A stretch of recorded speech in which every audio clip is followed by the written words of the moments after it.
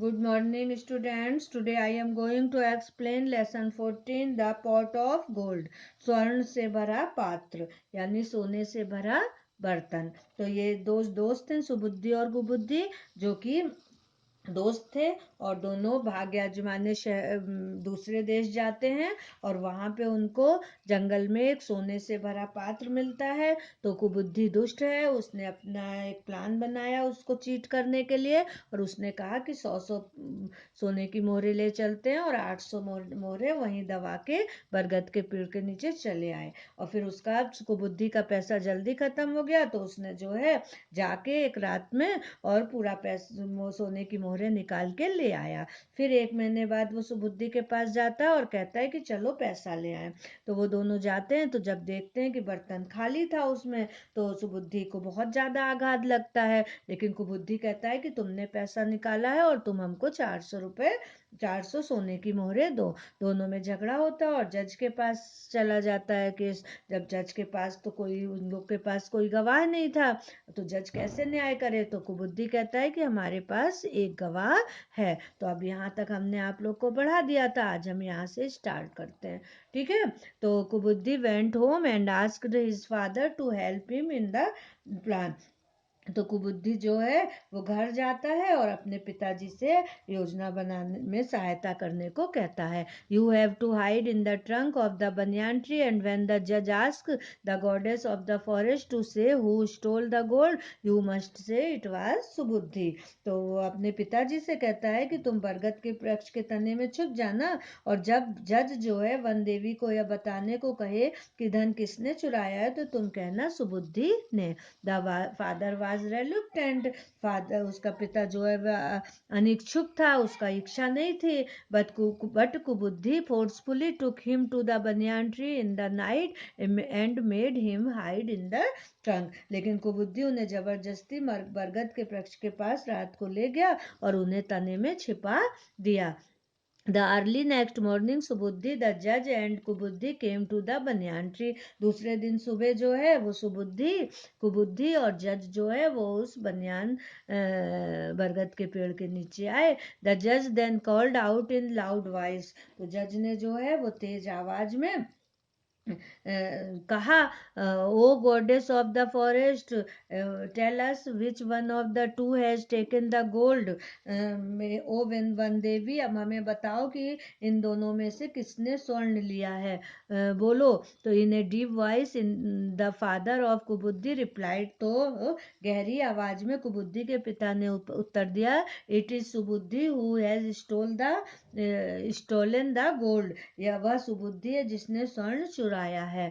The जज was surprised to hear that an honest man like Subuddhi could steal his friend's gold. जज को यह आश्चर्य सुनकर आश्चर्य हुआ कि सुबुद्धि के समान ईमानदार व्यक्ति अपने मित्र का धन चुरा सकता है। However, thinking that it was the goddess, फिर भी यह सोचकर कि यह तो वन देवी ही थी of the forest who had really spoken to them। तो वन देवी हैं जो वास्तव में उससे बोली हैं कि उसने सुबुद्धि को कहा है। he said to सुबुद्धि, तो उसने सुबुद्धि से कहा, tell me what your punishment for robbing A friend should be. तो वो जज सुबुद्धि से कहता है कि मुझे बताओ कि एक मित्र को लूटने की तुम्हारी सजा क्या हो सकती है। सुबुद्धि knew that the goddess would never लाई। तो सुबुद्धि को मालूम था कि वन देवी तो कभी झूठ बोल ही नहीं सकती। Which meant that somebody was hiding in the tree. इसका मतलब है कि कोई वृक्ष में छिपा हुआ है। He thought for a moment and then said. फिर तो एक क्षण उसने कुछ सोचा और फिर बोला, my lord, it is true that I stall the gold like the goddess says. तो उससे कहता है कि माई लॉर्ड, मालिक, यह सच है कि मैंने धन चुराया है जैसा कि वन देवी ने कहा है। I hid it in the hollow trunk of this tree. मैंने इसे वृक्ष के खोखले तने में छुपाया है। After reading I was about to return when I saw a great black snake enter to the trunk। धन छिपाने के बाद मैं जब लौट रहा था तो मैंने देखा कि इसके तने में एक बड़ा काला सांप जो है वो घुस गया है। I was afraid to come and take the gold, तो मैं डर गया हूँ कि यहाँ सोना लेने कैसे आऊँ, है ना। तो thus we will be able to take the gold, it is all safe in there, अब तो सब कुछ सुरक्षित है। Permit to light a fire to drive out the snake, तो मुझे सांप निकालने के लिए मुझे आग लगाने की अनुमति दीजिए। Thus we will be able to take out the gold, तो इस तरह से कि हम सोने को बाहर निकालने में समर्थ हो जाएंगे। You can thereafter punish me in any way you feel fit, उसके बाद आप जिस तरह से भी योग्य समझे मुझे सजा दें। The judge saw no reason to disagree with सुबुद्धि's request, तो अब उसको लगा जज को कि सुबुद्धि के जो रिक्वेस्ट है उसकी, उसमें कोई असहमति का कोई कारण नजर नहीं आया, तो उसने जो है ही ग्रांटेड इट, तो उसने अनुमति दे दी। Subuddhi instantly lit a big fire around the tree, तो सुबुद्धि ने वृक्ष के चारों ओर आग लगा दी। कुबुद्धि वाज एफ्रेड, अब कुबुद्धि को डर डर लगने लगा।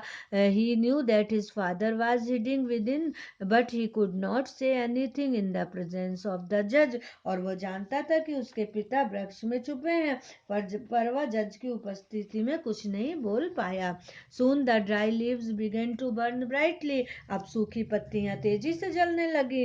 The smoke and the fire made it difficult for Kubuddhi's father to remain within any longer, अब धुआं व आग के कारण कुबुद्धि के पिता को अंदर रहना मुश्किल हो गया, है ना। तो he began shouting for help and jumped out of the hollow in the trunk, तो वो सहायता के लिए चिल्लाने लगा और तने से बाहर जो है वो कूद के आ गया। इन द प्रेजेंस ऑफ द जज एंड सुबुद्धि, सुबुद्धि और जज की उपस्थिति में वो तने से बाहर कूद के आ गया। It took no time for the जज to understand that it was all part of Kubuddhi's plan, अब जज को यह समझने में बिल्कुल भी समय नहीं लगा कि ये सारी योजना जो है वो कुबुद्धि की थी। द जज ordered Kubuddhi to give all the 800 gold coins to Subuddhi and sentenced him to prison for his wickedness, तो जज ने कुबुद्धि को सारा सोना 800 स्वर्ण मुहरे